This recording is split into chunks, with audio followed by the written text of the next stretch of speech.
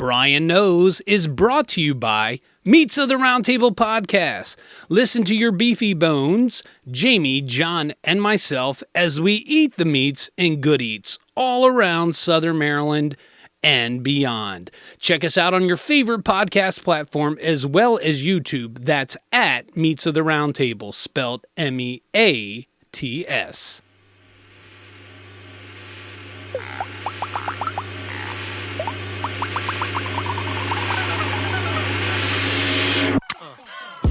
Let's start the show.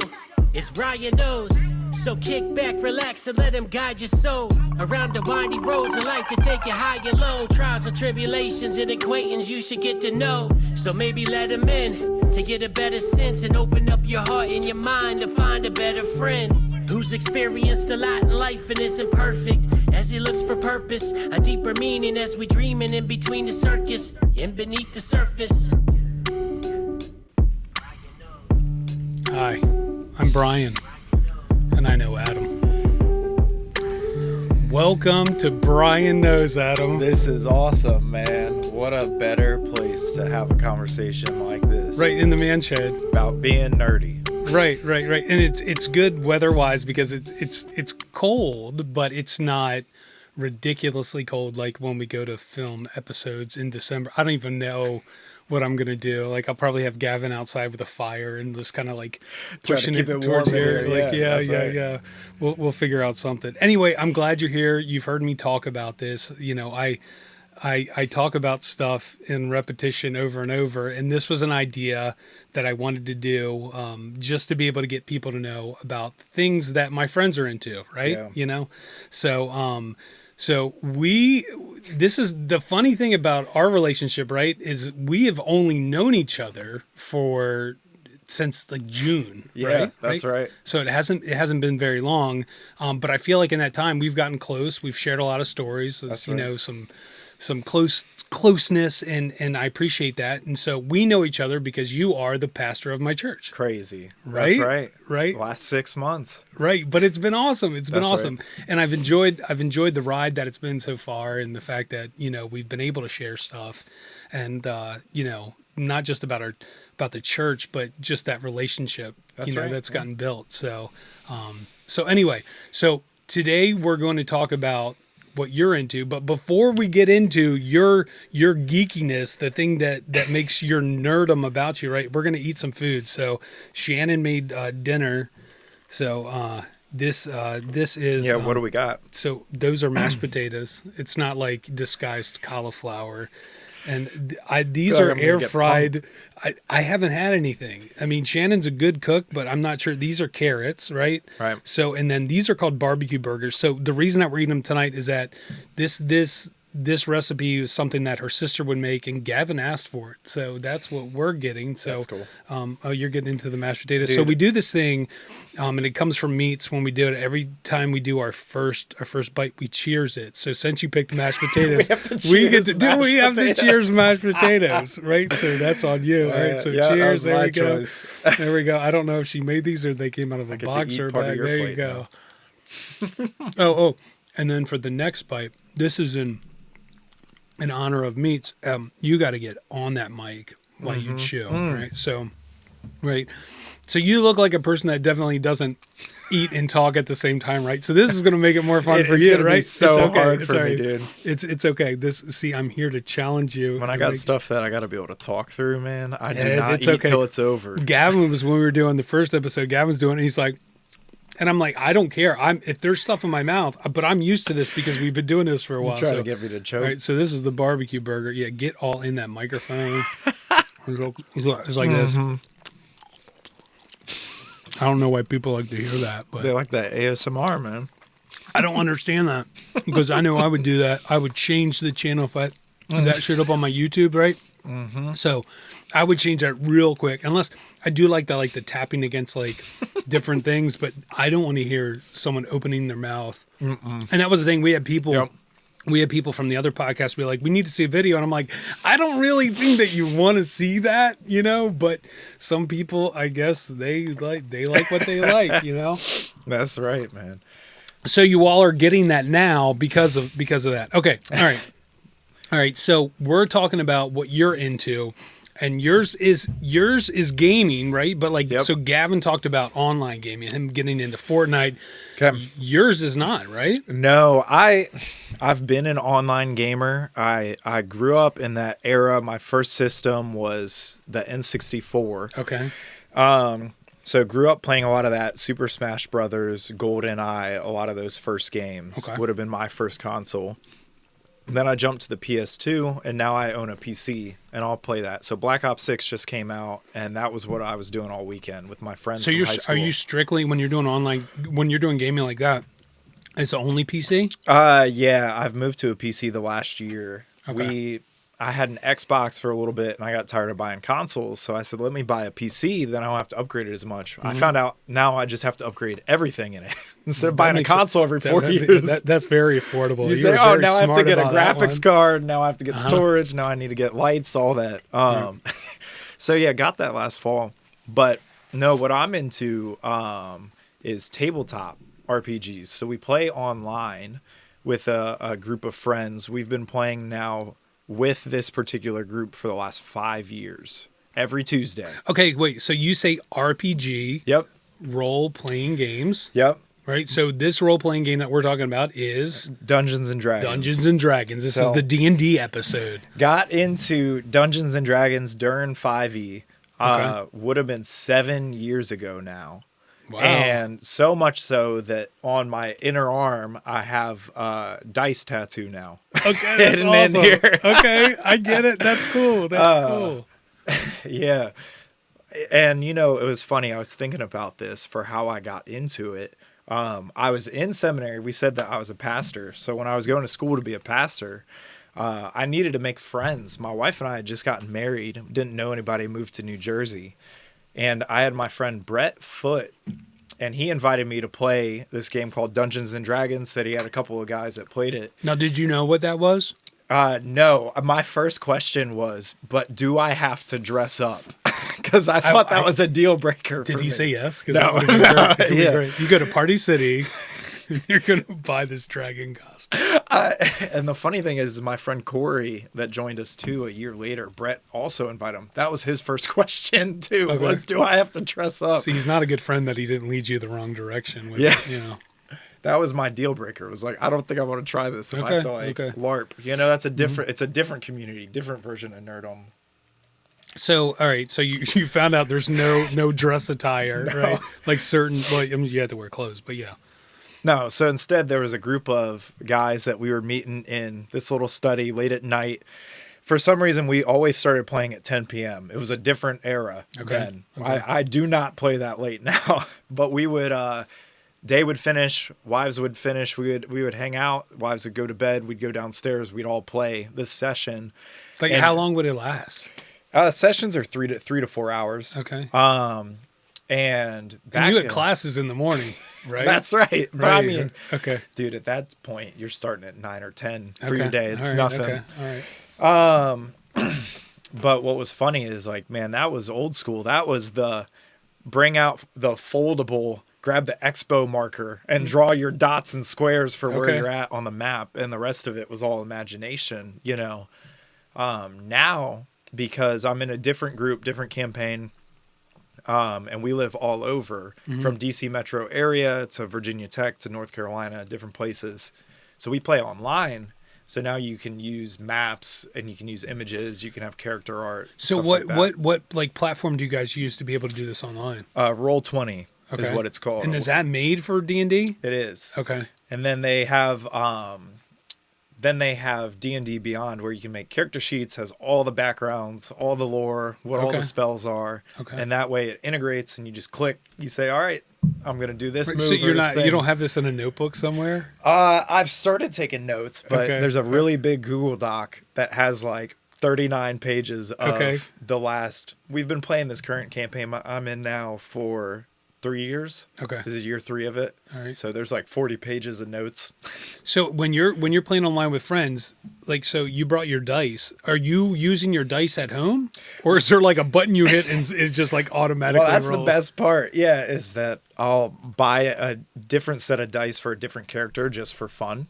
So wait, like wait, different color- wait. So each character has a different dice, or that's up to you? That's up to you. That's up to you. Okay. All And come on, man. So what are your character? Do you have different character names? Yeah. So in this campaign, different worlds, different story arcs that you're playing, and Kurt, our dungeon master, has created this world that we've been playing in.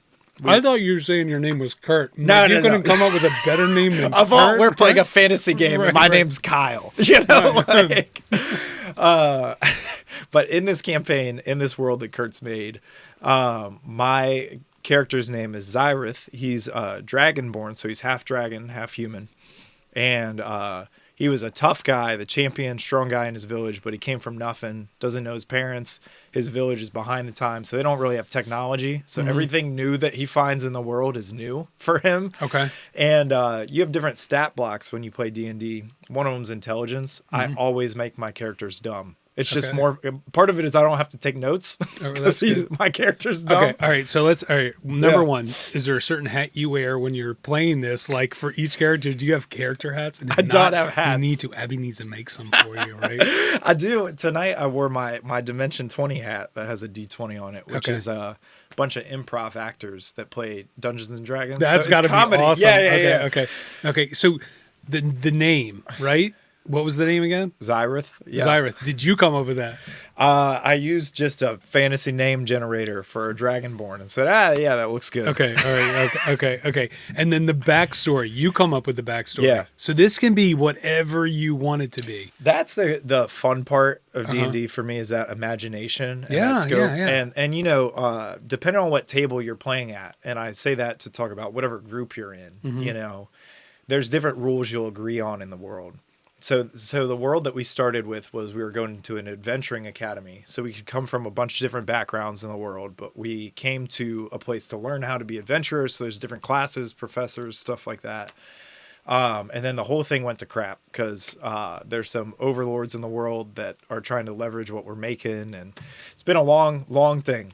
And wow. But that dungeon master gets to set some of those rules, but then you as a player, you get to help make a lot of that stuff. Like, so who decides who's the dungeon master?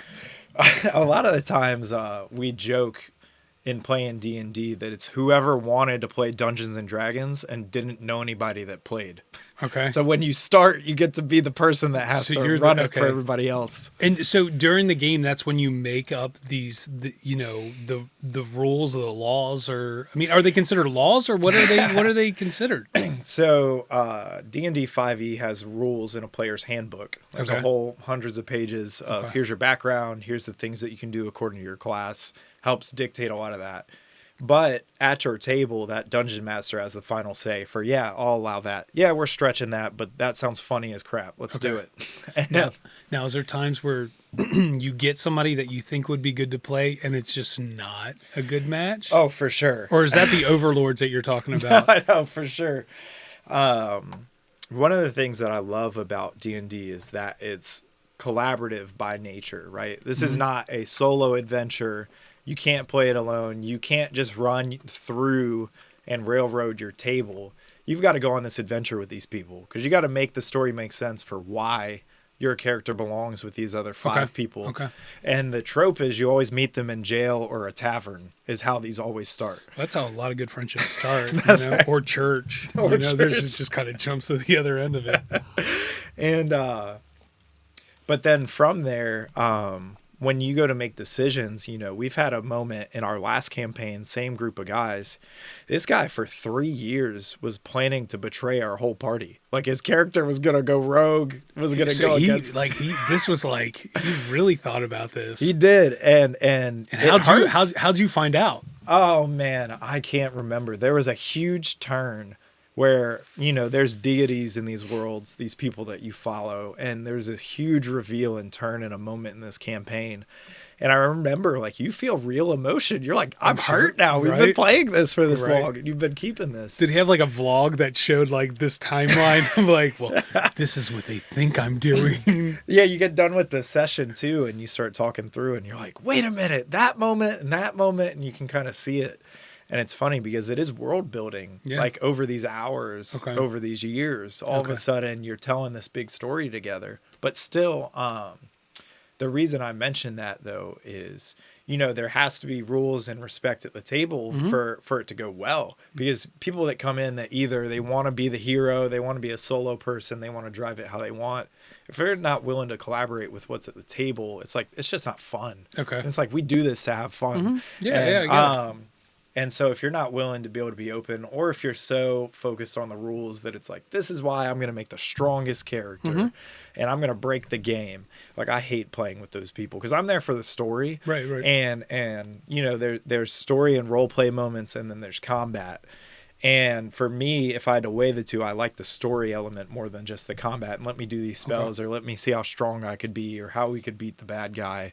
I'm there for the arc that we're on. I'm riding that bus wherever we're going. So you talk about the campaign. How long does a campaign last? And is this set, or is this something you all decide this is how long it should be? Yeah, that dungeon master gets to pick. So some of them are as short as, you know, you can pick a 5 to 6 episode kind of deal.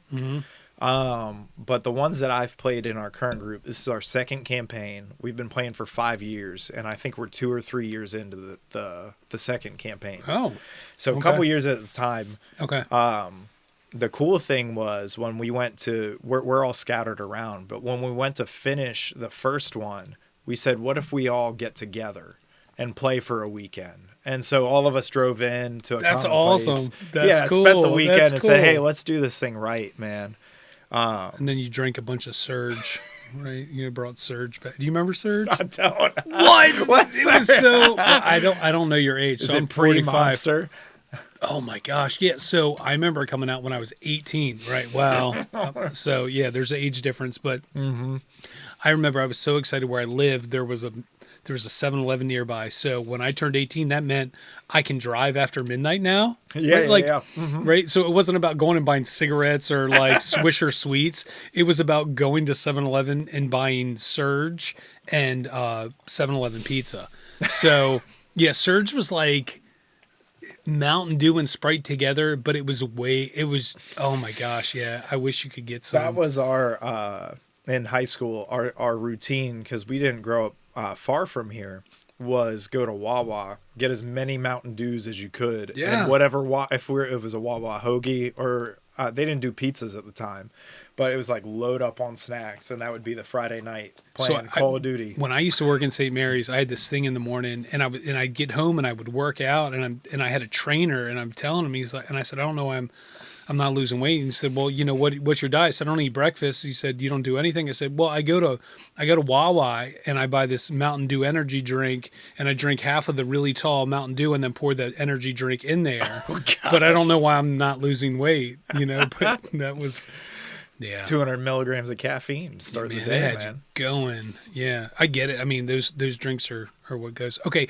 so your dice, right? So is this the symbol? We can't see it. You're gonna have to put it at an I'll hold angle. it There up. we go. Yep. Look, there you go. You got your own monitor, aka the phone.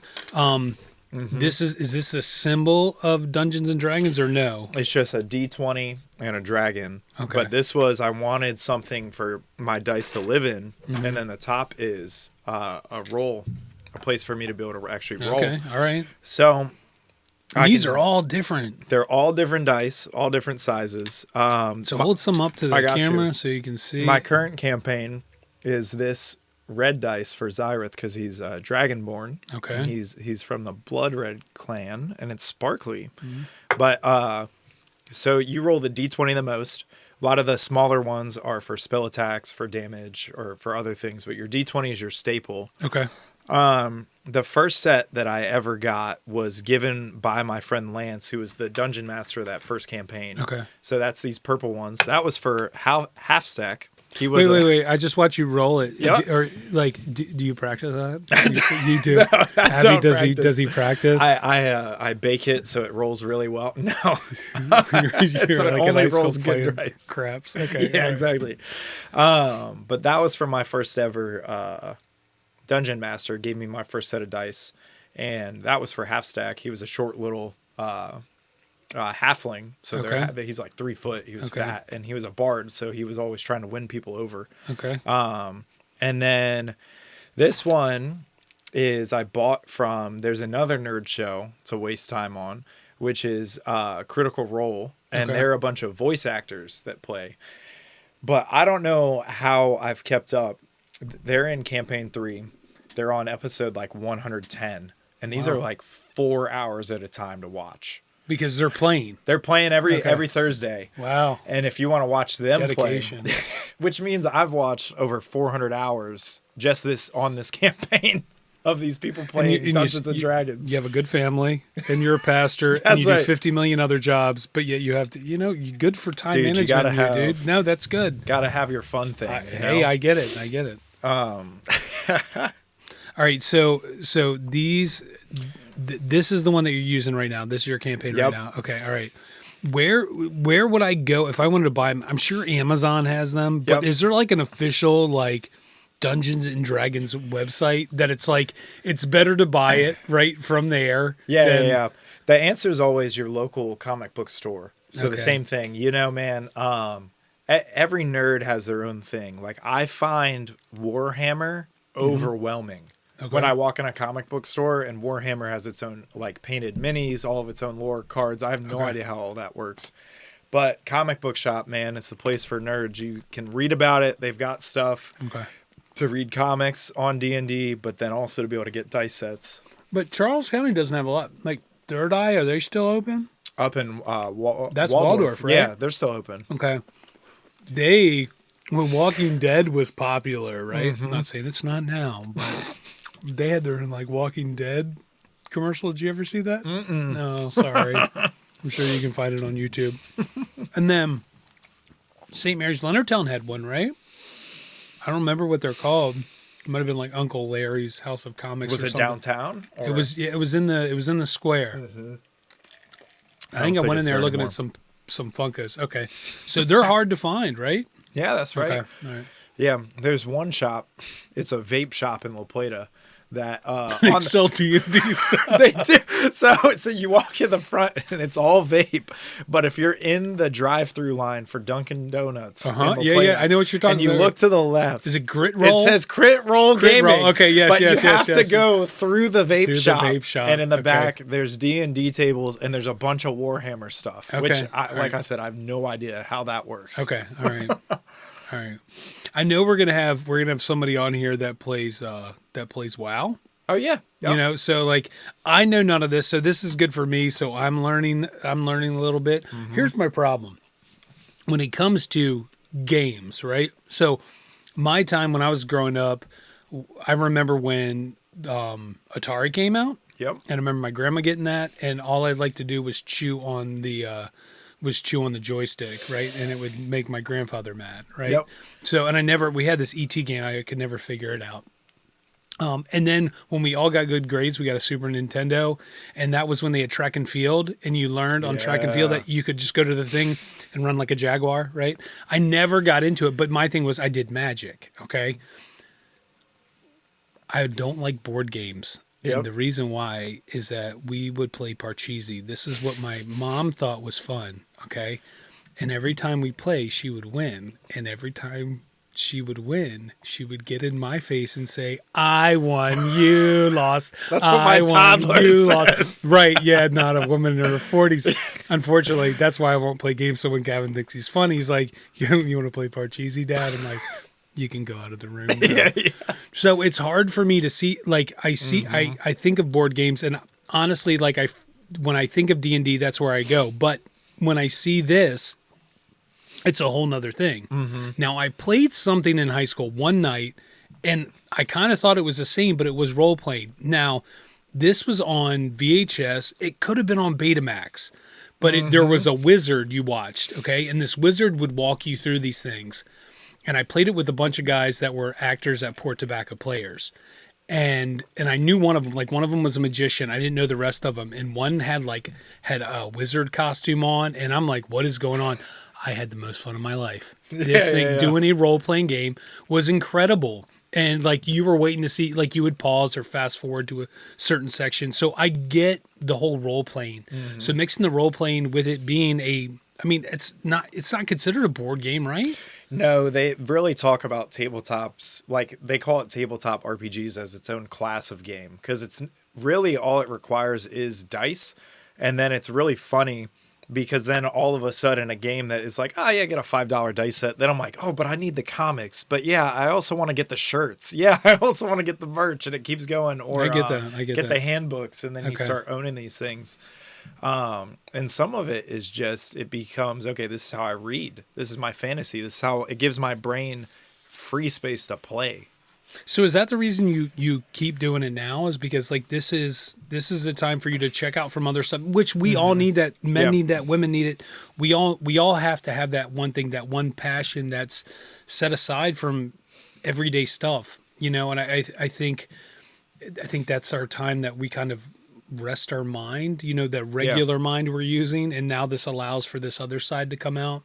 I think that's healthy for relationships. Yeah. But I think it's good for ourselves as well to be able to have that. So my version is weird. Like mine's doing podcast or just things that people be like, why would you do that? Like, you know, is it to make money? I'm like, no, everything is driven by passion. I'm spending money, right? So sometimes what I do is like, I'll open the shed door and I'll just look around. And the reason I look around, and it's not about having these stupid tchotchkes, it's because they remind me of different things. They remind me of when we were in a store and something funny Shannon did or Gavin did. Yeah. It is they're broken down memories for me. So that's why, you know, that's my thing. I mean, it looks really weird. Like if you were to drive by and you just see this guy standing outside of his shed staring in, you know, He's just having a moment. So if say I wanted to get started, what is the easiest way for me to get started? Would I go on Amazon? Would I try to look for a comic book store? Like, I'm sure there's like YouTube tutorials that are going to be like, hey, you know, play along with me. And this is how we would do it. So honestly, the best thing that I recommend if somebody's interested in D&D and they're like, okay, how do I start? Or what does it look like? What are my expectations? Is to watch Dimension 20, because they're 90-minute episodes. So they're better short form. That sounds funny in terms of content, because that's not short form. But 90 minutes in Dungeons and Dragons would be a short session. So it's a good way to be able to consume the content. They're funny because they're improv actors. Okay. And they're looking for certain beats. They're looking for bits. They're looking to tell the story. So you get a little bit of combat, you get the jokes, and you can track along and say, oh, I see how this world works. Now, the other thing for like how I got started was I can't trade the experience of having my friend Lance sit me down and say, well, what kind of person do you want to be? You know, do you want to be good? Do you want to be evil? What background? Were they wealthy? Do you know your parents? You know, did you come from a school? Yeah, Wow. the tragic Disney princess. They left me under this bridge. Yep. With half of a hoagie, right? And the funny thing is the longer I play D&D, the worse my backstories are. You know, you see a new character so excited and they'll write 20 pages, and then all of a sudden it's like the old Seinfeld thing of I'm the trash man. I just want to get in the ring. So like, but can you add on to that story as time goes on, or do you have to have this set backstory?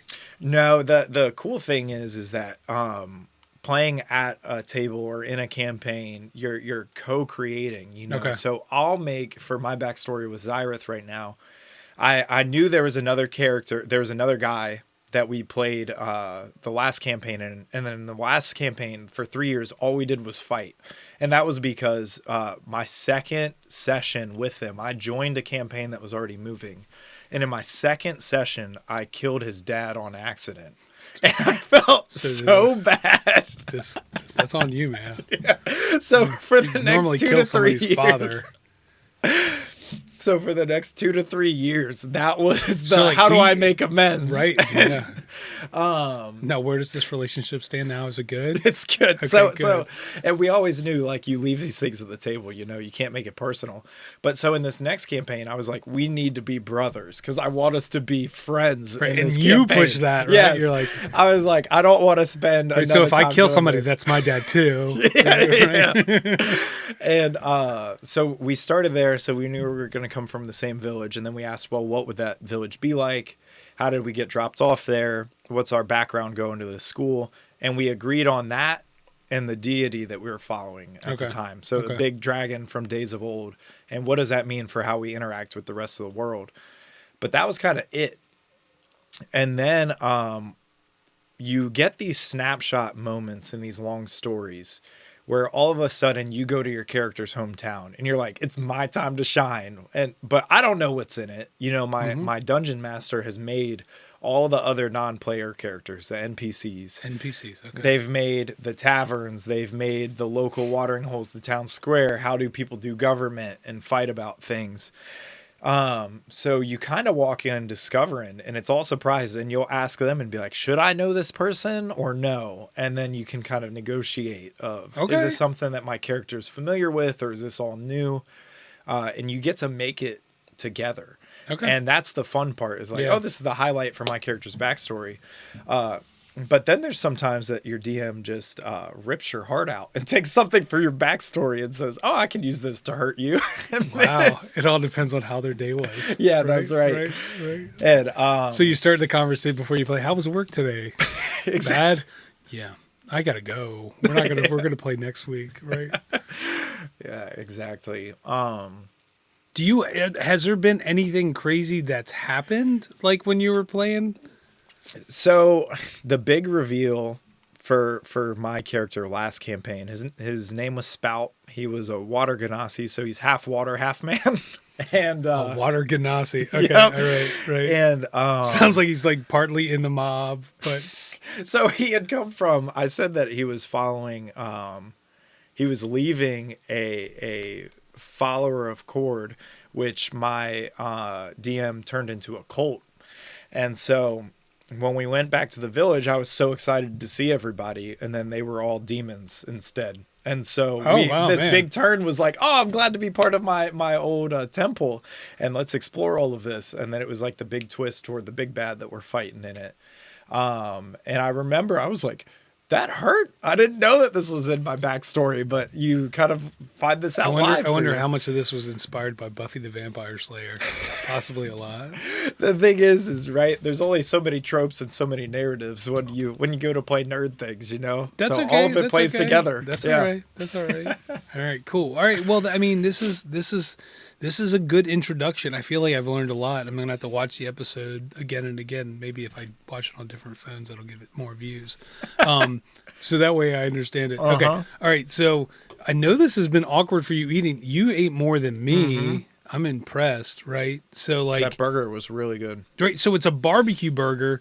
Her sister would make it all the time. Again, Gavin wanted it. We haven't had it in forever. So that's why we had it. I mean, I still have the mindset of being a 15-year-old boy, and everything I eat has to be like handheld. Like Wayne and I were talking about it after church yesterday. I was like, I don't know why it is. And we actually brought up Buffy the Vampire Slayer. I said, when Shannon and I were dating, I'd get home. This is when people had TiVo. Do you know what TiVo is? Okay. Yep. I don't know the age, Adam, so I'm trying to like. I'm 30. So I'm 30. All right. Okay. So I'd get home. Well, I'd turn on the TiVo and it was Buffy. I loved the fact, because I like monsters. So every episode was a different monster. Mm-hmm. That was the whole thing. I love special effects. So like I'm watching it, I'm looking for seams. I'm looking for stuff in their makeup anyway. I'm a dork. So I would watch that, and I would eat 2 peanut butter sandwiches, a bag of Utz potato chips, and a gallon of milk, right? I can't do that anymore. I wonder why I have health issues now. The gallon of milk is crazy. Dude, I know, but it was nothing for me. Yeah. It was nothing for me. I took care of my grandmother. She had dementia, and she made sure that whoever did her grocery shopping, there was always a gallon of milk, right? So there'd be a couple gallons. Dude, now I'm lactose intolerant, so like can't even enjoy you ice killed cream. Whatever that was that processes milk. Dude, I don't know. So that was my thing. Anyway, so like handheld. So even I see this and I'm like, I want to pick it up, but it's okay. I mean, I like it. It's good. Good kind of combination with the carrots and the potatoes. Like everything just kind of equals itself out. Carrots make it feel like it's healthy. Right, I guess. It balances the rest of the meal. Sure, there we go with all the barbecue sauce. So like I shared with you about how like that was my favorite thing to make, right? So I will do leftovers or eat like a 15-year-old boy and it's some kind of, sandwich or whatever. What's like when you're at home, what's your favorite thing to make? Like not make for the girls. Like if it's just like you say you're home and it's like, I want to grab this, but you enjoy making this and eating this, what would be that go-to for you? Gosh, man, that's a good question. In all honesty, right? Like, if I didn't have Abby, I wouldn't survive because I don't cook a lot in our week to week. Like, I do it with the girls. I transport them to and from school, do a lot of that stuff with them for homework, but I don't cook a lot out of the week. But making sandwiches is considered cooking in my eyes, so you have to understand that. Yeah. Right? But I can't even claim that. My claim to fame is that every day I'll get up and make sure that I start Abby's car and I make her coffee. Okay. But she packs all the lunches. She packs she gets us all ready to rock, dude. So you just you would not survive. So when I cook, there's two things that come to mind, man. The first is every year I'll go and I'll make our pumpkin bread that I made when I got my first job at a coffee shop. It was this pumpkin bread recipe at that place. And so you don't cook, but you will make a pumpkin bread. I will. And the best part is I will bake once a year and look at Ab and be like, I'm the baker in this household. Right. Because you were making that pumpkin bread. And but if I actually had to cook something, right, like it's the difference of then, I'll smoke meat. You know? Yes. And so my favorite thing that I'll smoke is ribs. Okay. Doing the 3-2-1 ribs, you know? Yeah, I get it. And I usually make two different kinds. Abby loves Old Bay. Okay. And there's never enough on things. Old Bay on pork is incredible. Like, it doesn't have to be just seafood. Like, it is incredible. Yeah. Yeah. So like I'll do a garlic powder, Old Bay, red pepper flake rub. Now, do you rub it on thick? Like, do you? Okay. Because there's never enough Old Bay. Right. I'll still do it, and then Abby will put more on it once it's done, you know? And then mine, I always do like a brown sugar barbecue. So grab some kind of sweet. It'll caramelize, and yeah. That's good. You need to do that with like pork belly. Do you get into pork belly, or is it too fat for you? Well, it just takes so long. I know it does. 11 or 12 hours. So I've only done pork belly once, right? And I was excited.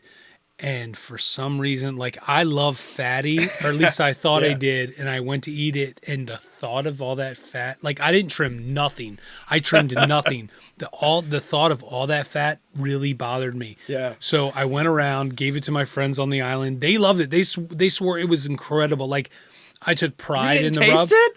I took one little bite. But I couldn't, like, for some reason. So now the sight of pork belly makes me sick. Really? I don't get it. I don't know why. And my friends are like, this is incredible. There's a video on this YouTube channel of that pork belly. But Do you like the lean side of brisket? No. Really? No. Okay. No, I don't mind it if I'm making burn ends. I want the fattiness. But yeah, that's me. I leave my fat, like, when I'm trimming it, like, that much on there. Because I really like it for when I'm cutting into it. As Gavin will say, he'd be like, watch that waterfall. You know, that's right. I really like that. So, but it's something with pork belly, because Gavin's like, why don't you try to make chicharrones? And I'm like, that's not going to work out. So, that just doesn't happen for me. And ribs, I get tired of ribs. But it's because I've had so many bad oven versions of ribs. It's dried out. Yeah. It's just not good. Or like, God rest Shannon's mom's soul, she would buy these Tony Roma's, like, ribs off of QVC. Yeah. And, like, it was every week. And it reminded me of growing up, because growing up, there was 4 of us, and my parents worked all the time. So my mom would make a big meal Monday, and that lasted you through Thursday. And my mom wasn't a good cook. So, like, you made sandwiches out of everything. So it was like, I used a lot of ranch dressing growing up. I get it. I was Hellman's. Yeah. I just used Hellman's on everything, right? Some stuff didn't work out so much. Okay. All right. So let's say it's you, right? And you are able to go to whatever fast food restaurant. Now, you're not a beefy boy, so I am. So I have what I call my secret fast food meals. Yeah. And sometimes they're breakfast, or sometimes it's lunch. Luckily, I've been good, and I haven't had one in a while, because this is when bad Brian comes out. And it's like, so I used to have this thing, right? So Shannon said when we lived in White Plains, she would say, do you mind picking something out? And then she would say to me when I got home, "What was your appetizer?"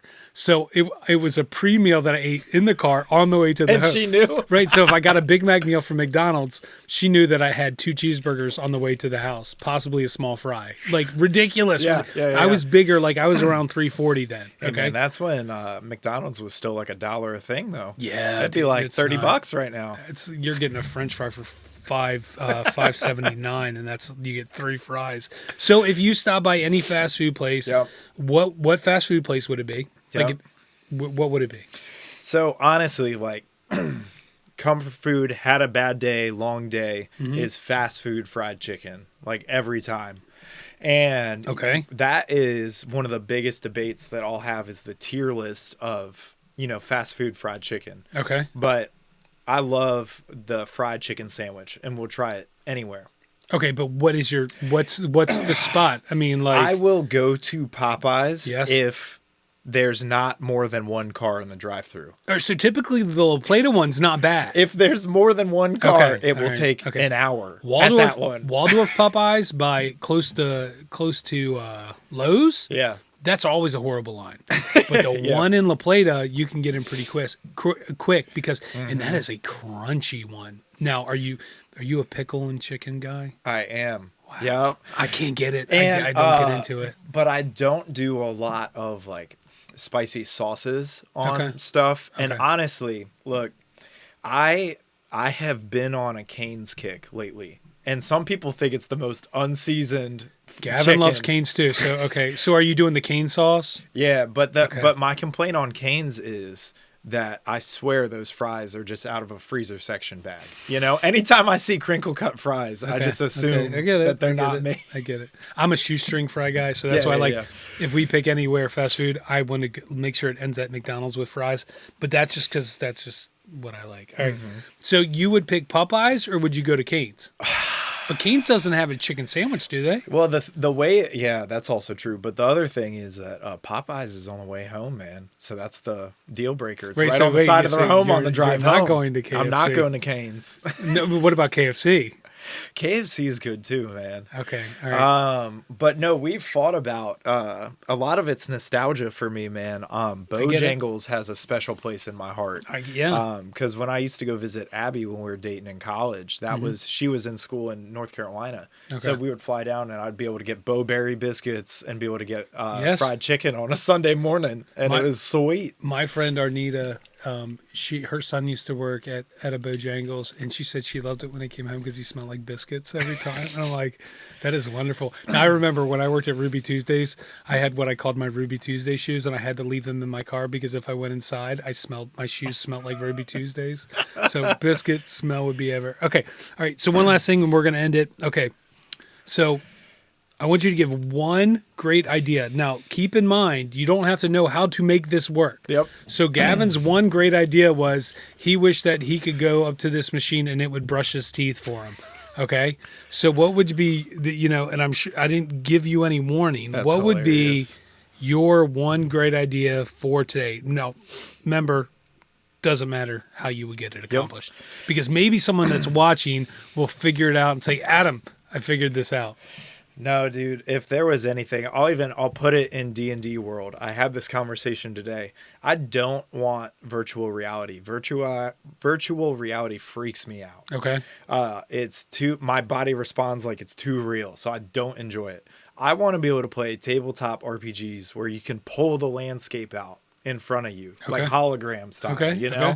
I want to be able to walk in and immerse and see it actually play. It'll beat the expo marker days of just Okay. drawing out circles and squares. But I want to be able to sit down with my friends at a table and actually visualize that world my character can play in front of me. So it's kind of like Minority Report. Did you ever see that? Yeah. Where he's doing but if it actually was there, no, I think that's more That's realistic right. than Gavin walking up and it brushing his teeth. But I'm just saying, okay, well, That's a lot of. What do you need? A bunch of projectors? What do you need? I don't know. Somebody can figure it out. That's right, That's not for you to figure out. Well, okay. Well, thank you for coming on. Thank you for explaining Dungeons and Dragons D&D. So now we know more. You do get something. There's a parting gift. Is there a surprise? There is. You get a BKB. Okay, so you'll find out. So Thank you for being awesome. I got this from work because I found a Pokemon at work. I'm just saying. You got to put it to use. Okay, so reach in here. You get this is a BKB. Don't look. Just whoa, whoa. Okay. I just have to. Just go in there, grab one. Is this Let's when see. I'm gonna find the shrunken head? No, this is not the shrinking. All right, let's see. Show the camera. What did you find? That's your Brian Knows Baby, your BKB. Hold that tight. So the reason I have these is we were at a thrift store and Gavin goes, "Look, Dad, it's a bag of babies." So there you go. That's awesome. All right.